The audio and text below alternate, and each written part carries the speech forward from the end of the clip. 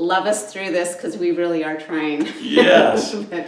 Tonight, All right, let's go. Let's just do it. Tonight we're going to be doing week 6, shifting from negative to positive. Now, that's what we're trying to do right now, is shift from negative to positive. And I want you to listen to the little tone. I'm going to bring it up closer to my microphone. I am aligning with, and say your name. I am aligning with. I am aligning with. And we do it 3 times because it's the law of 3s. So here we go. So life experiences. Everyone is in pursuit of something. We're in pursuit of having a more calm body while we're trying to get these started. But more abundance, better health, more nurturing relationships, personal order, progress, simplicity, or effectiveness. However, the level of attainment to any of our goals is not based on the skill or the worthiness of the individual, but their perception and the energy around what is actually possible. Now, this is a quote. A negative thinker sees a difficulty in every opportunity. A positive thinker sees an opportunity in every difficulty. And so we're using that tonight, definitely, because we were having difficulties, but we're seeing a positive thing about it. Yes. And ultimately, as humans and as individuals, we in this life experience, we seek meaning and purpose in everything that we do. That's the goal of the soul experience. We are meaning makers. But the events in our lives are either joyful, neutral, or painful, based upon our perception. It's the meaning that we apply to the event that causes us to see the way that we do. In such like this, we give meaning that we're trying to do good things, but we have challenges. But happiness really is a choice. So we're going to smile and we're going to keep moving forward. So where it all begins, believe it or not, from the time you are conceived, even the intent of your parents before conception creates energy to draw in the baby or you. And so in that amniotic fluid, we hear everything our parents are doing, even if they're arguing or if they're being playful or happy. We pick up that frequency of energy, and it comes through our mother and our father because we feel that vibration inside our mother. The emotional well-being of the mother sets the foundation of the infant's well-being. Now, as an OBGYN, I knew this concept very well, and yet they didn't teach us to teach the moms to do better things and think better thoughts, take better care of herself, even play good music. But I started doing that, and what was amazing was I was teaching the mothers to play better music, say kind things to the baby, send their baby love, and tell their baby they wanted them to grow and develop perfectly and have a very easy labor and delivery. And with that information, the baby picked up on that information and actually did what they were told, believe it or not. And I had the lowest C-section rate out of all the other OBGYNs with the people I was teaching these things to, because they were listening and the babies were listening and the mothers were using that positive thinking to bring the babies in a better way. And this is all stored in our subconscious from the time we were conceived, and it can cause neurological effects in the babies. Right, and so the last trimester of the pregnancy is priming that baby for survival in the outer world. The information that is acquired through the parent's perception of the environment transits the placenta, and it primes the baby's physiology, preparing her to deal with the environment of what she will encounter after birth. So if that mother is in a war zone and has to be on high alert, it shapes and molds the baby's brain according to that survival. A traumatic birth can lead to physical and or mental issues for the mother and or the child. We've all heard stories and horror stories of a mother's experience during that birth, and many women actually have some real trauma. Also, the baby does as well. The brain is formed by these experiences, and when the past is filled with trauma, the brain focuses on survival. And in this focus of survival, it limits their perception of creativity and what is actually possible in the outer world. Now, unhealed childhood trauma is very important. In a study of over 9,000 participants, people who experienced adverse events in their childhood home, including physical, sexual abuse, neglect, mental illness, and violence, had a significant increase of heart disease, stroke, and immune dysfunction. Forgiveness of self and others is the key to moving beyond that experience. So we need to forgive our mom and dad for anything they would have done, and also our siblings, because they can all affect us with childhood trauma. And truthfully, our parents really do the best they can with the information that they have. Now, the effects of this childhood trauma, the things that we have to recognize in this child brain is they don't have, not only do they not have the cognitive abilities to understand the trauma, but they lack resources and reasoning as to why things happen and the events that take place. And so they struggle having the capacity to overcome these traumatic experiences, because all input of this child's life in the first 7 to 9 years is all incoming. It's prepping them for life in the outer world. So their observations and their environment is setting the tone so that they can not only live in the environment, but thrive ultimately. But most of us are under that survival gun because of traumatic experiences that our parents have.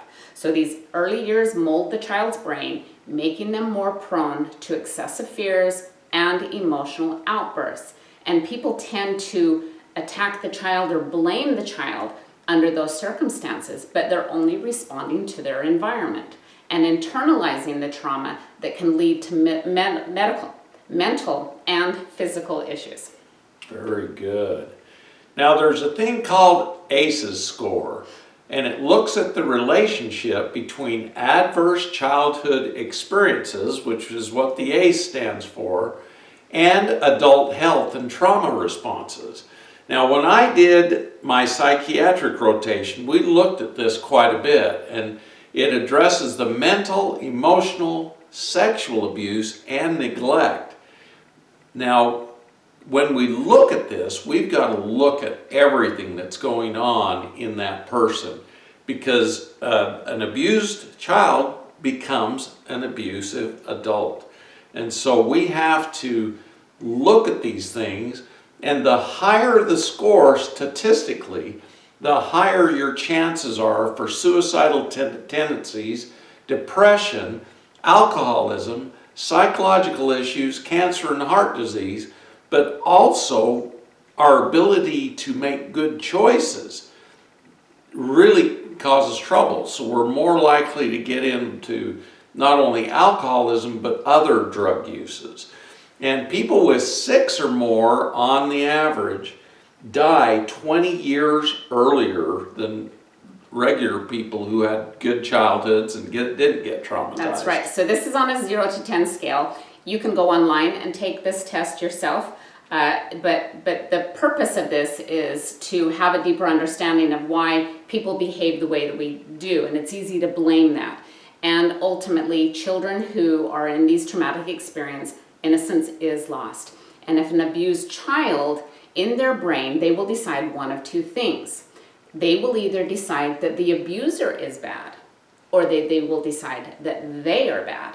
Now, children don't want to blame their caregiver or think that their parent or caregiver is bad, because ultimately they need them for survival. So they look to them as somebody that can keep them safe. And so as a way to protect them in that survival state from judging them as bad, they will see themselves as unlovable and without value. They'll judge themselves. Now, this takes place a lot in sexual abuse in children. They tend to have a way less self-value and feel that they are unlovable and unworthy because of behaviors that other people did to them. Yeah. And, you know, when we get a little older and the abuse happens, we will blame the abuser. But when you're young, you think you're the one that caused the problem and you think that you're bad. And that's very difficult to get rid of. So, techniques for healing. Visualize meeting your mother or father soul to soul. Like if they're dead and gone, sometimes we have to call them in, and you call them in by calling their name, and you talk to them, and you see them with compassion. Know they did the best they could, and you tell them, Dad, Mom, you did the best you could, but, you know, I want to resolve these issues within me, so I want to forgive you and move on from this, but I need your forgiveness too. And so you ask to be released from the patterns that were instilled into you by them. And you ask, okay, why did my soul choose this? Why did I choose the abuse, the parents that abused me? And then you look at what are the benefits for my spiritual development.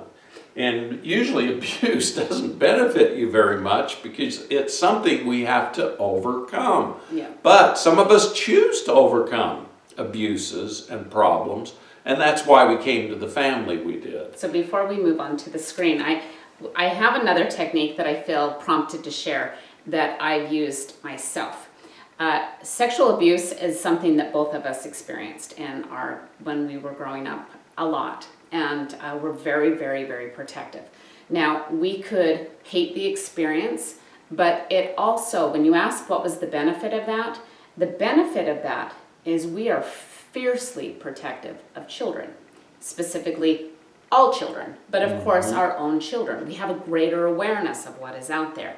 And the same parent who maybe was absent or neglectful or didn't fix meals, we tend to flip the paradigm to the other side of the spectrum. And it makes us better parents. It makes us more alert parents, more aware parents, more present parents than our parents before. And if we really look at the fact that everybody really did what they did under the circumstances of the skills that they had, the bandwidth that they were dealing with, and the possible trauma that they were experiencing, we potentially can let down our guard and have compassion. It doesn't mean that we condone it, and it doesn't mean that we let it be okay, that we just bypass it or put it under the rug. It isn't okay. We call it out and we stand the ground, and we will never allow those kind of behaviors to continue down in the ancestral line. And another technique that I really think is appropriate to say at this time is, if you were in meditation or in some quiet space, in some contemplative space, and if you were having a conversation soul to soul, at the last moments before maybe visualizing crossing the gate into heaven or standing at the pearly gates, or in the last breath of that individual, coming to the very end. And I use this because as a regression therapist, this really puts the attention on the sacredness of life and the overarching energy that all of us are trying. And if we get to that last moment where we tend to honor life rather than hold those anger, emotions, or the resentment, or things that we refuse to let go, at the very end, we have a tendency to be okay not okay with the experience, but okay at letting go of the angst and the anger about it. And if you were at that moment and had that opportunity, you can create that.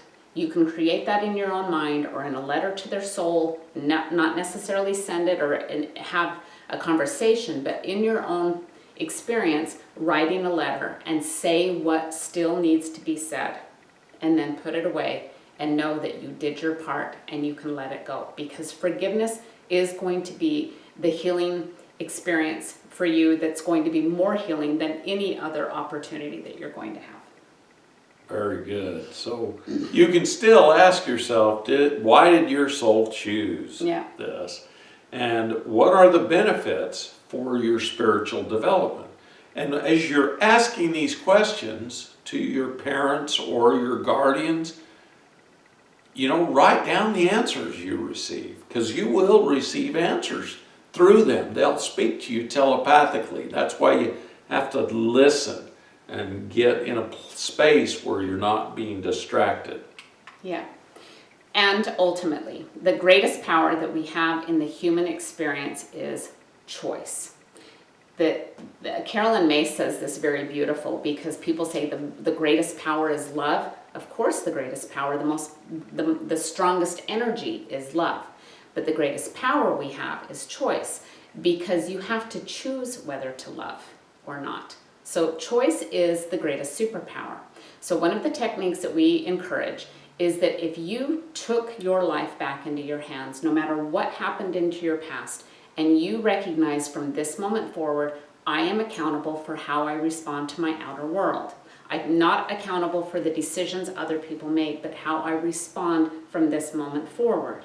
And one of the things you could do is imagine that your life is for you to decide, and write these things out. Imagine and write out 1 year from today, 5 years from today, or 10 years from today, because not only is this moving your attention away from the past and in the forward movement, we talked about the reticular activating system, it puts your attention in the forward movement, but it puts you in a creative and an empowered state of mind, rather than the disempowered of a victim.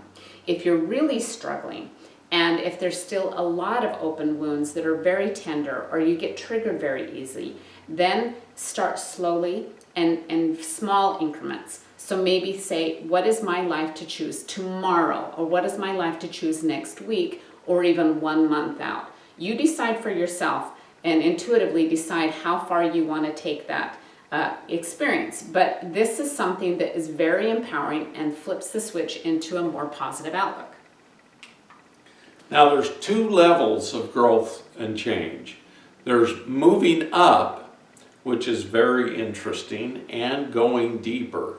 And moving up is a more superficial level, but its focus is on accomplishment. Most attention has been here wanting more, and it requires you use a mindset. Mindset is when you set your mind to do something and continually think about that. So you make a mindset that's very strong, and it requires effort and skill to do this, and you check in on the relationship needs, because Maslow's hierarchy, you can't go higher than where you're at. So if you're traumatized and you aren't feeling safe, you're in the lowest level. And you need to fix all of that before you can move up to the next level, and so forth. And to accomplish things, you're at the 3rd level. So you got to get the 1st and 2nd level taken care of so you can move in to accomplishment. Now, going deeper is using greater wisdom, deeper understanding and love. And there are layers to every situation, but you got to be willing to look at all the different situations. And many of us are blind to our shadows, which limit our forward movement. So that's why that's why, a lot of alternative people talk about doing your shadow work, going into the shadows and changing things, because they do limit us. When they're alive in us, they keep us from moving forward, and they limit our forward movement. And we need to be still. In other words, meditate and pray and be out in nature. However you want to be still, you need to go into that stillness of your mind. That's right. But in these stressful traumatic pasts, we tend to create what is called a maladaptive stress response. Now, this maladaptive stress response is it's a chronic state where your sympathetic nervous system is activated when you are in a safe environment. Now, that's something I've had to work on a lot in these last few years. And I would say things like, my brain doesn't respond like other people's brain. I get hyperstimulated, I get overstressed, I go into high levels of anxiety and panic when there's no actual threat. Because in this maladaptive stress response, it bypasses critical thinking and goes right to the amygdala into hyper aware. We've primed the brain so well that it knows what to do without any outside threat, because we're always in that high level of stress where we're in a reaction to our environment rather than a healthy response. And this is because of an overload of trauma. So when that's the case, there's a lot of symptoms of muscle fatigue and irregular sleep and always feeling edgy or wound up. So if you have any of those symptoms, recognize it takes some time to rewire the brain into a more calm response. And there's a number of treatments that are available that people can engage in and do brain mapping and such, but meditation, and there's some other techniques that are out there.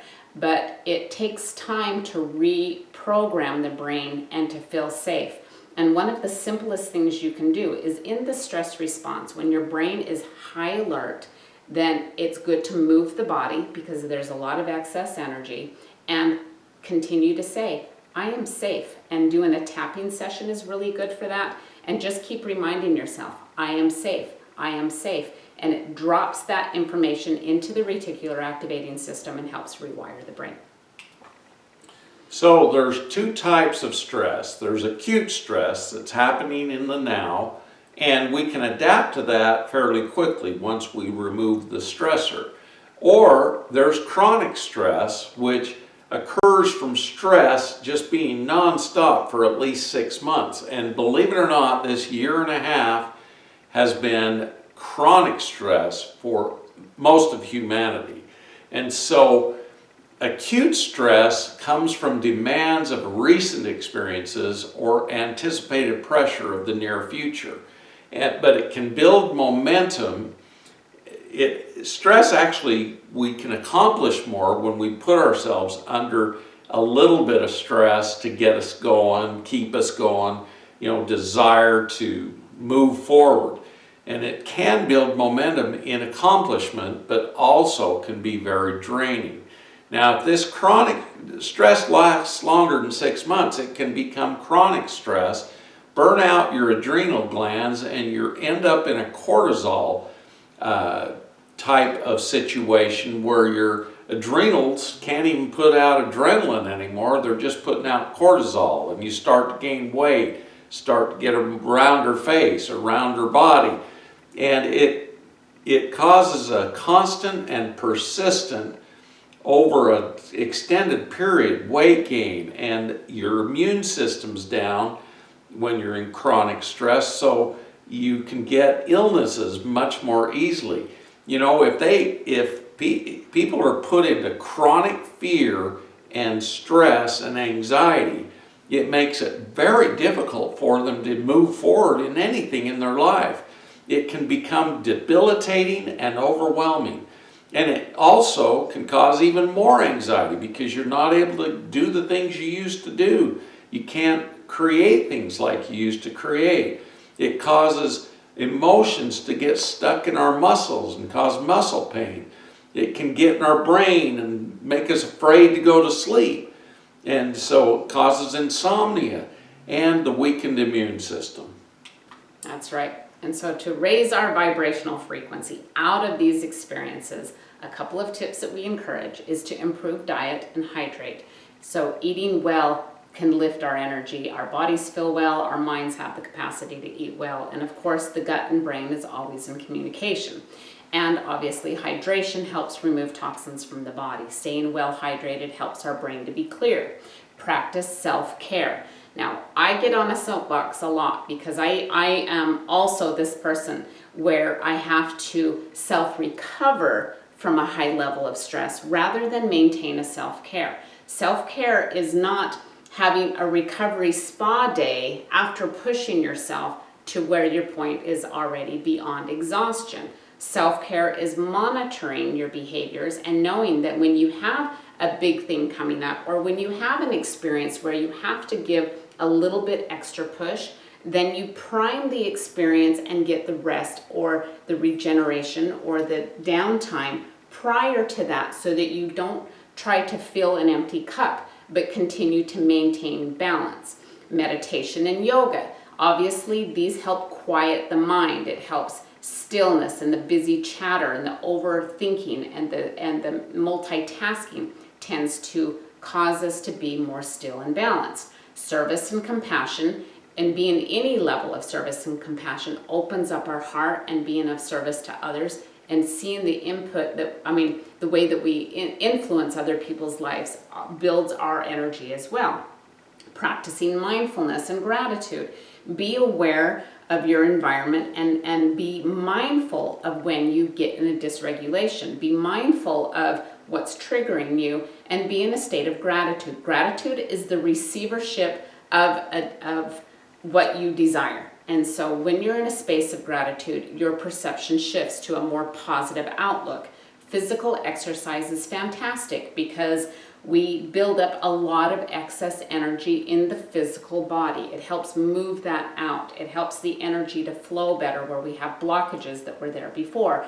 And of course, improve your sleep habits. I've said this before, and we'll talk about sleep a lot because sleep is one of the healthiest things we can do to create a healthier environment. And I am very, very clear in our home that I keep very strict rules about our sleep habits so that we can maintain this for ourselves. Yeah, and it's very important because sleep can reshift your consciousness.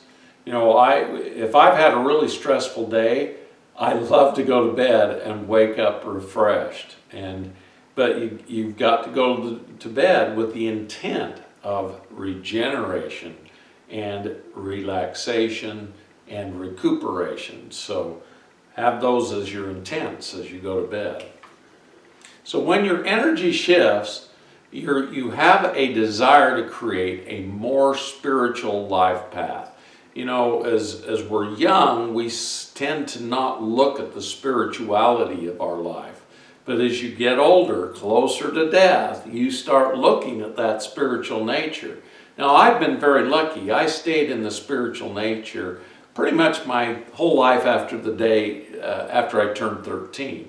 And that was because I had an awful experience where I had a near death. And when I came back from that, it was interesting. I didn't want to do any of those bad things anymore. And so that helped me become a better human being. Now, improving our music and media choices, instead of listening to hyped up negative energy, we need to choose to have calming energy come to us. Music that's uplifting and higher vibrating.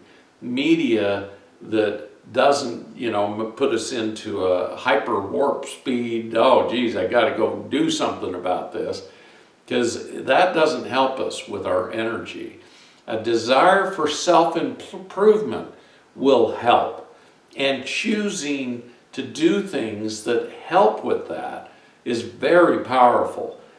Vicki and I, over the past 5 years, have chosen all of these good self-improvement things, and it helped us a lot to where we're at now.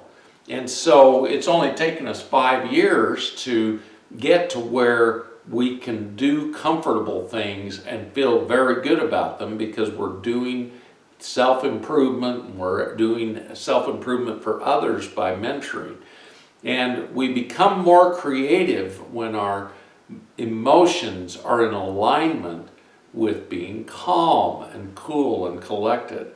And that creation, being more creative, we start, but but in my case, I start a lot of projects, but I don't always finish them.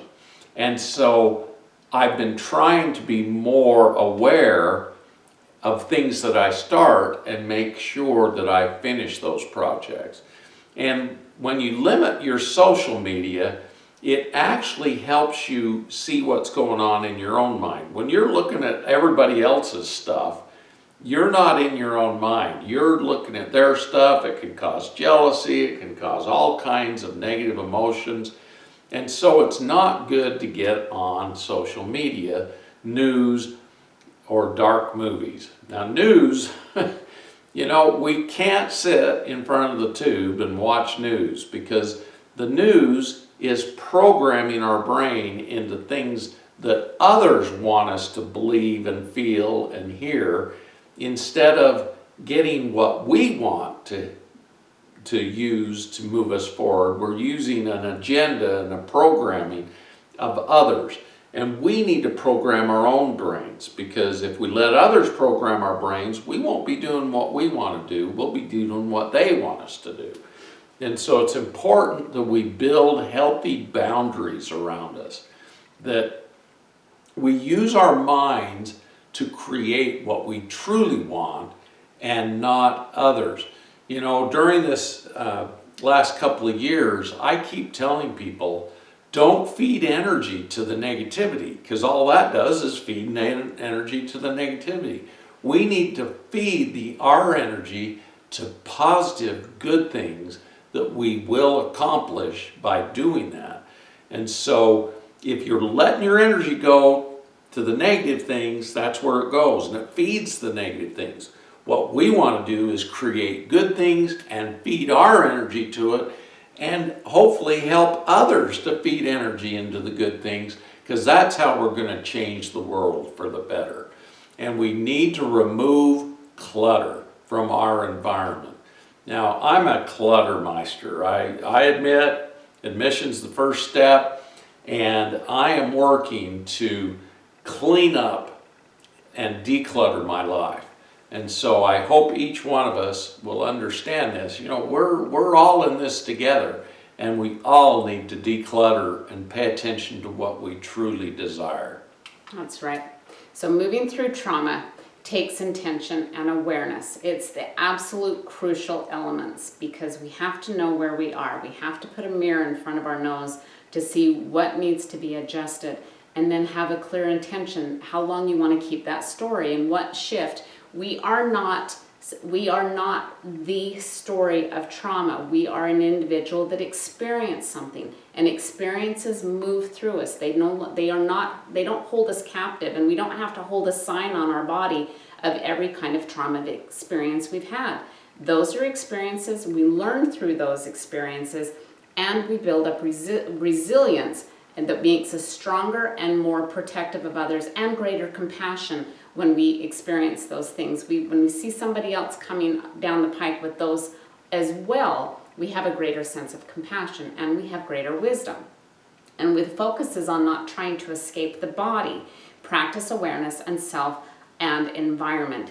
When in physical pain or in a brain trauma, it's the soul wants to escape the body. And I recognized I had a real huge epiphany when I was going through my healing experience, because 8 months in bed, and really the only way I knew how to describe it is on a 1 to 10 pain level, I was a 27. I was in so much intense pain, I could hardly function. It was horrible. And of course your body, you want to escape the body. You want to do anything you can to get out of that level of pain. But when I took this mindfulness training and I was in this healing experience, I just sobbed, because I recognized how much my soul didn't want to be present in my physical body. And I turned and had so much compassion. So yes, I have saggy skin, and yes, my belly gets bloated, and yes, because I have so much digestive issues that I'm always working with. But rather than hating on my body or judging my body, I'm like, oh gosh, you've gone through so much and you're still here. And no matter whether I'm present or not, my body had to go through that journey. And so when we can drop into our body and feel safe in our body and be a companion to your body, then the possibilities of healing are there, because now you have a partner in this experience. Surround yourself with support and love. And if you're in relationships that are toxic or unhealthy or that drag you down or that overextend you, it's time to create healthier boundaries and build up your tribe. And I've said many times, this time in history is the time we build tribes and we get really strong in our tribes. We check in with those who need us, that may need us if we intuitively get a hit, and we reach out when we are in need. We no longer have this feeling that we have to go it alone. If I'm struggling, I will reach out to my friends, and they know that. And I always say my relationships, high value, low maintenance, but I will always show up when a friend is in need, and I pay attention to that. But trauma affects us on the cellular level. So changing how the mind thinks and how the body works is what's necessary to move forward. And ultimately, we can no longer live in our past, and we can't always anticipate the future. We have to stay in present time. That's not easy, but we practice through breath work, through mindfulness, through meditation and yoga, and go back into the body and stay in present time. Yeah, and in present time, if you withdraw all your energy from the past and the future and use it for your present time, you'll actually get more done. So, maintaining mental strength. Mentally strong individuals manage their thoughts, their feelings, and their behaviors. And guess what? Your thoughts, feelings, and behaviors do? Create your personality. And your personality creates your personal reality. And so it's so important to keep our thoughts, feelings, and behaviors on good, positive things. And the second we have a negative emotion, we need to recognize that and replace it with an opposite good emotion or love.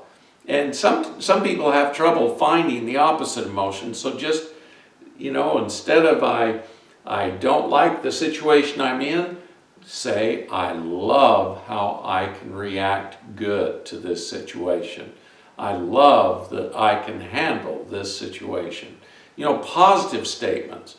And look for meaning in these negative experiences. They're there to teach us stuff. The Buddha always taught that humans suffer, but through the suffering we learn. And that's true, but we don't have to suffer. We can change the suffering into gratitude and something more positive. And become solution-oriented, because making solutions for our experiences is much better than having to experience it over and over again. So learn how to deal with these things and become self-aware of what's going on in your life. Choose better things. If you don't like your life, shift it. Look at it. Look at what you don't like. Because, part of the reason we're here is to find out what we don't like and shift it into something you do like. So become more self-aware. We can course correct ourselves and have accountability to ourselves when we're making the choices, not having life dictate what happens to us.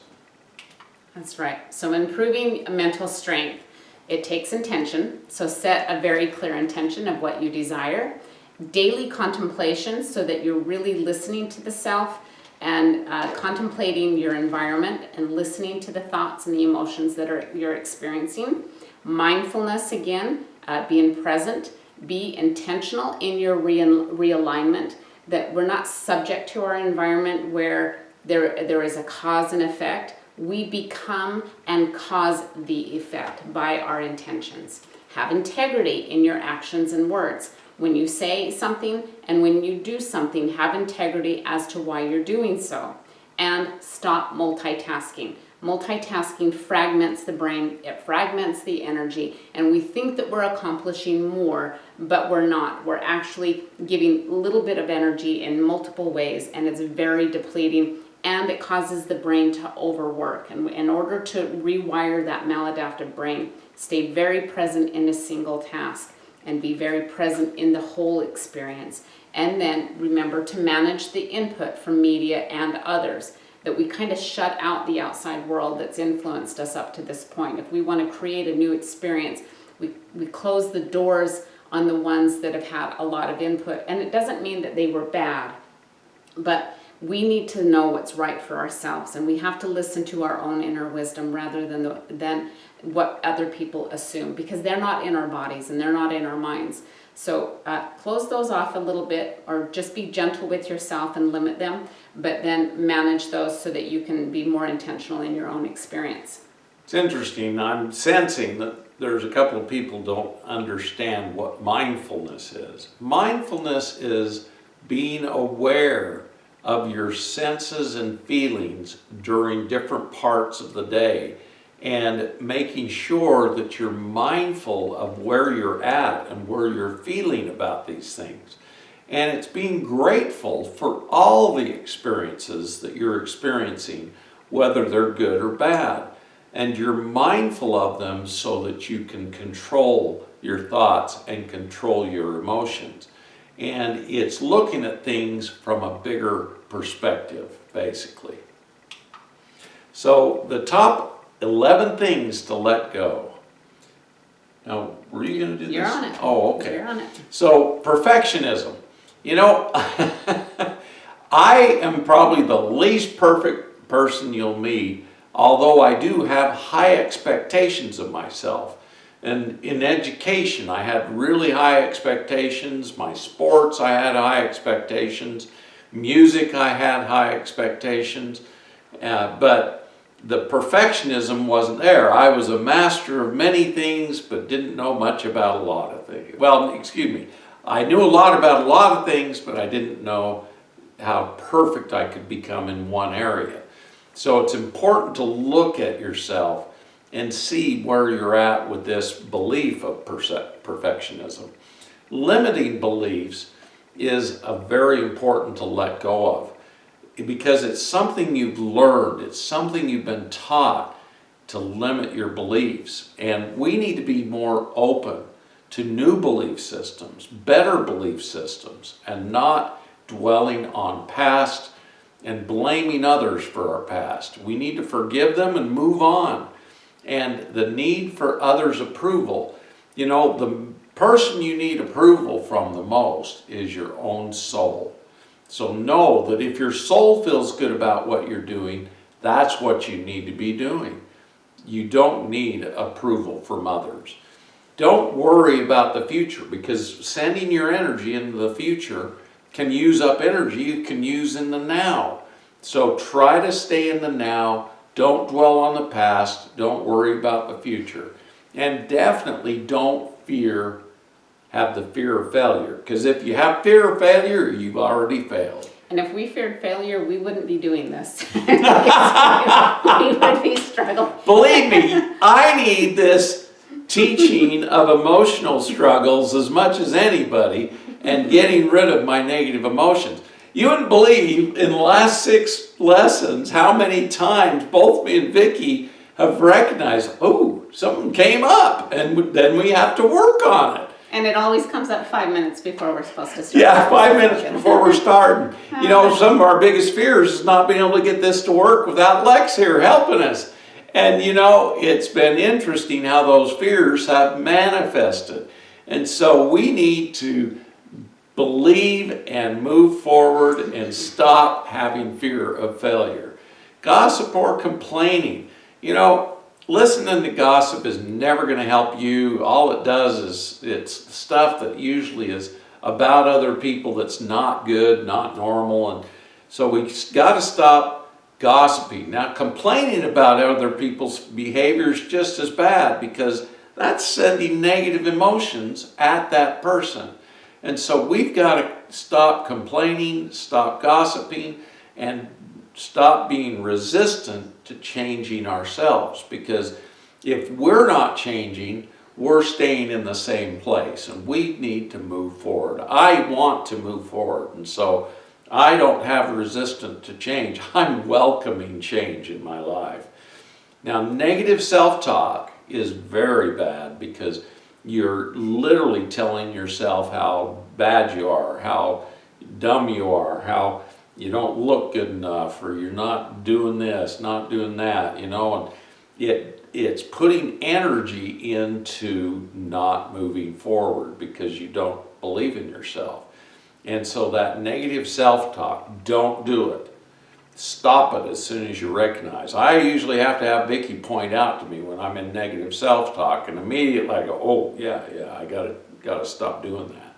So not getting quality sleep hurts us more than you know. So get a good bedtime and keep that bedtime, and don't let others tell you, oh, you know, you're no fun anymore, you go to sleep every night. Well, sleep is good to regenerate your body, your emotions, and your mind. And it helps you have better days, more alert days. And especially as you get older, you need your sleep. Yeah, so the effects of poor sleep are low immunity, memory issues, and poor recovery when we've had to push ourselves with exercise or pushing ourselves with accomplishing a task. We have a poor recovery. You're at a higher risk of diabetes. You have an inability to focus because your brain didn't have the opportunity to reset.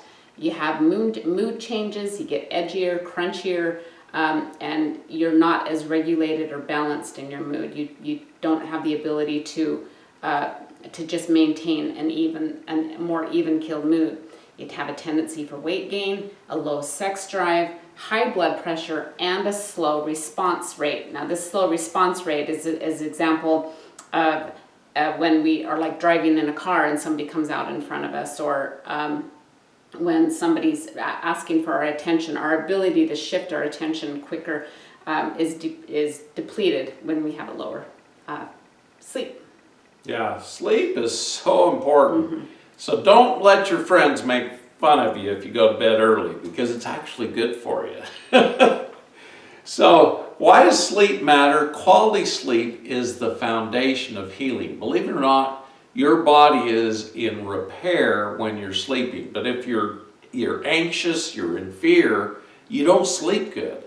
And you can't repair your body because you're still in fight or flight, that adrenergic response. So we need to get into the parasympathetic response of repair and restore functioning to your brains and organs, because it improves your brain function when you're getting adequate sleep and a good night's sleep.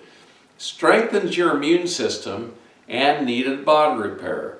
It burns off excess energy from the body and mind and resets your body to face another day better when you have a good rest. Boy, when I have a good rest, I wake up and I feel great. I want to go get going on my day, and it's so much better. But boy, if I have a bad night, it's hard to get out of bed. It's hard to get motivated to go have a great day because you're just kind of beat and having trouble. And when we get good sleep, it helps regulate our nervous system. The nervous system is so vital, and getting into that parasympathetic nervous system for rest and relaxation and repair is the most important thing you can do in your day. And it improves your emotional outlook and mood on everything. So I'm going to tell two separate stories about the same experience and explain why this. So in my first marriage, my husband and I went to Cabo San Lucas. Now, one story that I'm going to tell is that it was a romantic getaway. We stayed at an all-inclusive resort. We had, there was spa days every single day. There was long walks on the beach, meals at the moonlight on the beach. There was a glass bottom boat tour to Lovers Beach. It was such a beautiful weather. It was so refreshing and lovely, and I met so many incredible people.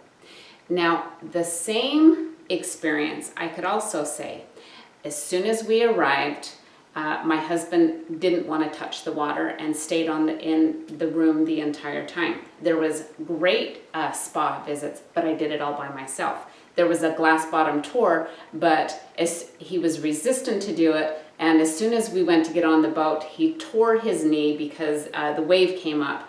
and he tore a ligament in his knee. He grumbled about it the entire time. He was miserable about it and angry that I made him go to this trip. Our car was stolen while we were home, back home, and we got a call from the police at 4 o'clock in the morning. Now, both of those were the same experience. There were long walks at the beach. I just happened to do them by themselves. There was nice moonlight dinner on the beach, and I happened to do them by myself. So what story are you telling? And this applies to every experience. We can include the negative input or we can include the positive. And it's not like I'm bypassing and only having a Pollyanna experience, or it's not like I'm just telling people how miserable it was and bypass the experience of joy either. But what story you tell dictates the energy of your memory, and knowing that it also dictates the energy of those around you. So listening to yourself and the stories that you tell, are you trying to get people to have sympathy and compassion? Are you becoming a victim of your experience so that you can entangle other people emotionally? Or are you bragging about an experience so that they are jealous of you? So listening to the way that you speak about an experience matters, because your perception influences the perception of other people. So if I were to tell that story in a healthy manner, I would not tell all the negative ones that really don't matter, and I wouldn't glorify the positive ones, but I would tell it from an honest experience of how I had. And this is something that we have to look at, is when you have an experience, make note of the way that you tell your story. Yeah, and you know what's important about this too, is when you're telling a story, you're repeating it to your own self. And if you're telling all the bad stuff, guess what that does? It incorporates the bad stuff again. So you want to tell good stories that have a good message, and let the others go away, because they really don't matter, because they're in the past. And we need to create a better future. Yeah. So the third eye chakra is your visualization power. It's your self-awareness, and you see the truth. You intellectualize, and the feeling, you want to be intellectual about the visualization, but you need to pay attention to your clairvoyance also, because we see things with the physical eye, but we also see things with our spiritual eye. And feelings of inadequacy or problems of being open to new ideas can cause us not to see what we truly can create. And so we need to use emotional intelligence rather than just mental intelligence, and have an ability to learn from all experiences, good or bad. Take the good from them and leave the bad behind you, and know that you're moving forward. The sacred truth is, always look at and see the universal truths and seek that. Oh, what happened to the clicker? What did I do? Oh, I turned it off. No wonder. Okay, so the third eye chakra, when it's an emotional deficiency, there is a lack of self-discipline, where we set intentions but don't necessarily follow through. We have confusion, and that confusion tends to lean towards your personal identity, who we are and how we affect our world internally and externally. We can lean towards depression, have unclear thoughts, or in extreme cases have sense of delusional. To balance the sixth chakra, meditation, prayer, visualization, turning off electronics. Now, EMFs influence the pineal gland. It influences a lot of the brain and the nervous system for sure. So limiting electronics and nonverbal communication with nature when you're in tune and aligned to the rhythm of nature. So the tool for transformation is flip the switch. Now I'm going to take you through the steps of this. It's a very simple one, but it's very profound. We're moving from negative to positive. That's our theme for tonight. So this technique is a very simple way to implement this into your own life. So step number one, when you notice a negative thought, emotion, or an experience that you have, begin by saying, catch it at the gate and say, I forgive myself for and fill in the blanks. And I'll give you an example in just a moment. So number 1 is catch a negative thought and say, I forgive myself for. Recognize an adjustment that needs to be made. We're recognizing a way that we can shift away from how we're behaving. Now, number 2 is, then you say, I love myself for. Fill in the blanks. This offers self-compassion and awareness, and the focus is on your greater qualities rather than ones that we perceive as a limitation or as a negative one. And then number 3, lastly, we say, now I choose. And this is reminding ourselves that no one is perfect.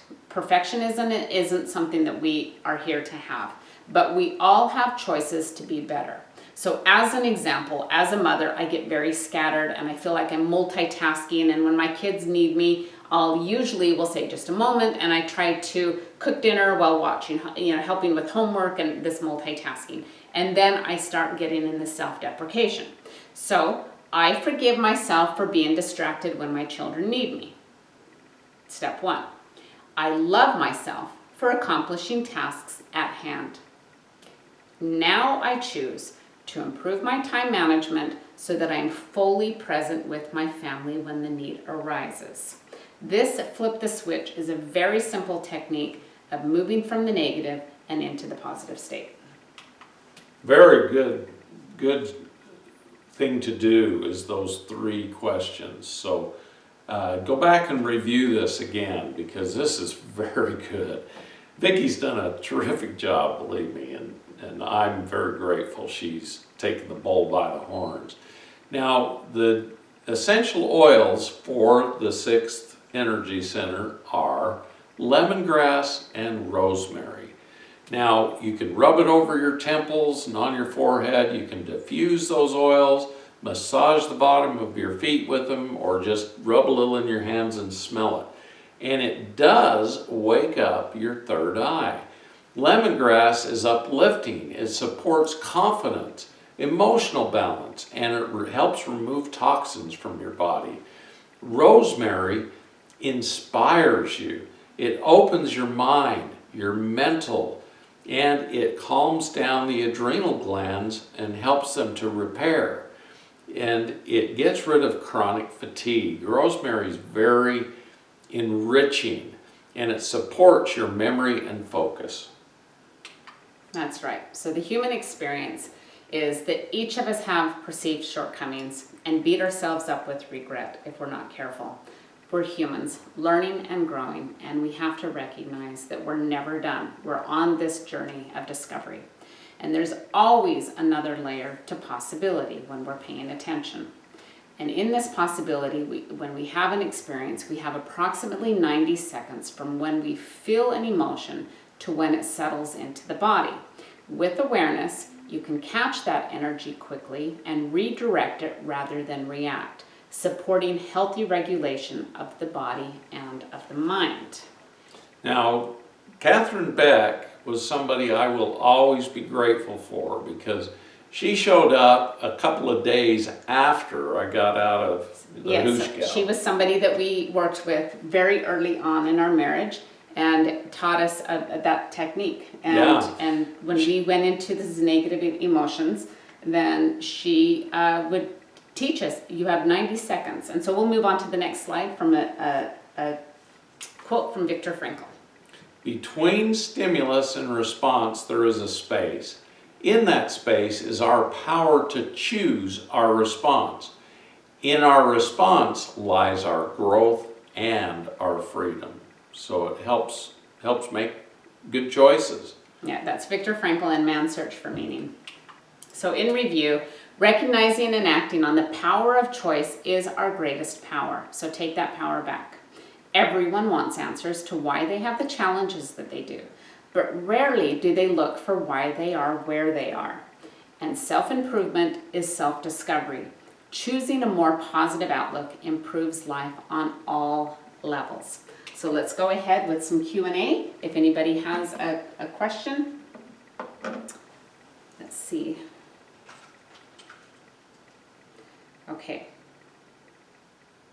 Okay, this course is giving a way to identify what is bothering me and tips how to navigate and monitor the signals to know when it is time to immediately remedy.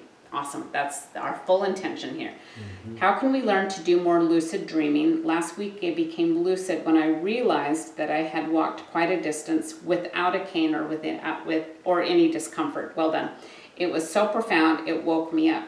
And someone went to retrieve my cane that I had left far away. Now to bring that reality to physical 3D.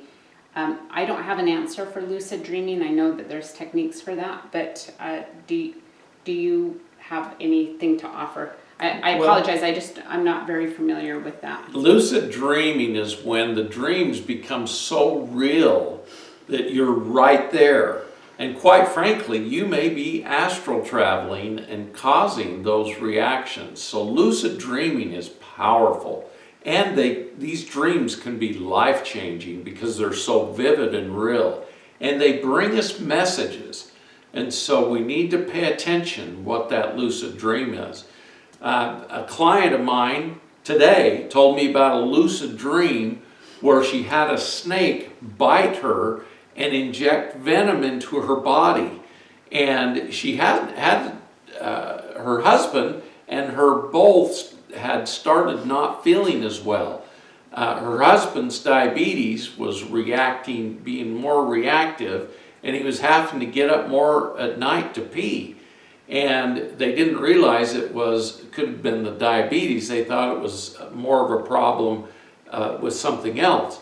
But as she described the dream, I told her about the movie Watch the Water and how venoms have been put into our water supply and they affect our weakened organs. And his organ of weakness was his pancreas, so it caused his diabetes to get worse. Now she was having problems sleeping and worrying about her husband getting worse. And she had this vivid dream. And when she called to talk to me about it, I immediately said, we need to send the vibration of anti-venoms to the products you've already got. And Saint Germain taught me how to do this. We can remotely send energy, vibrations that will create homeopathics and different energy structures. So I sent the vibrations of homeopathic remedies for the venoms into her T4, which has lots of Pau d'Arco, so it'll hold the energy. And I sent that, and you know, our thoughts travel faster than the speed of light. And we can go out into the universe faster than the speed of light with our thoughts. And we can do it here on the earth too. Sending love to people, sending emotional help, sending anti-venom, sending whatever we choose to telepathically send, and it will immediately give help to those. So I hope that answers the question. That talked about a dream, but the answer, the question was more about lucid dreaming. All I know for sure, the only thing that I can give input is when you go to sleep at night, to tell yourself out loud, I remember my dreams with clarity. I remember my dreams with clarity. I remember the messages in my dreams with clarity. And you set that intention as you're going to sleep. And then in deep meditation, people can arrive at that same state through a lot of practice. And then it's also suggested to have a notebook present and remembering and practice writing down in the messages, so that the more that you recall in those first prime moments right after you awaken and writing those messages down. I hope that's helpful. That's about all that I can offer. I had a lucid dream once about how to make a fusion reactor and make a warp drive. And I woke up from that dream going, oh, that's so cool. I'm going to write this down in the morning. Well, I woke up in the morning, couldn't remember the dream or what I did to make that warp drive. So it's important to keep a notebook and write it down right at the moment. That's right. Because if you wait, you may forget these important dreams. So congratulations on that dream though. And just the only other thing that I would add to that is hold the emotion that you felt in the dream. That's the emotion that helps draw that to you. So let's go ahead and do a quick blessing. We're a little bit over on time, so we'll do a quick blessing. Thank you for being here tonight, and let's go with the blessing. In the name of the Almighty, I am that I am, and by virtue of the great divine director who commanded me to give blessings to all the humans on and off planet Earth throughout the universe, we bless all of you that you will take your emotions, your negative emotions, and look at them and turn them into a positive emotion. And you can do this by changing the way you look at things, changing the way you feel about things, and know that some things are here to teach us responses, but we can shift them and make a positive response out of every negative happening in our life. We bless you that you will be able to see the good in all your experiences, even the negative ones, but you don't dwell on them. You shift your consciousness and move forward. Move yourself into the parasympathetic nervous system. Move yourself into rest and relaxation. And shift your emotions from negative to positive. And keep yourself around good, positive people with good, positive emotions and good things happening with them. Because we rub off on each other, and it's important that you stick with good, positive people, and then you can help those with negative emotions become more positive because you have changed yourself. We bless you that your organs, your systems, your glands will all function perfectly. We bless you that you'll be healthy and happy, that you'll lose that unwanted weight by coming in a parasympathetic disposition where you can do things for your body and make yourself healthier, more happy, younger, and stronger. We bless you that you'll keep your thoughts positive, keep your emotions positive, and move forward in your life and decide what you truly want in this life and make the best out of the last years of your life. We bless you with these things and bless you that you will be filled with the Holy Spirit, that you will know the truth of what we speak, and that you will know how to move forward in your life and get the help that you need, or just use your energy to move forward. In the name of the Almighty, I am that I am, we bless you with these things.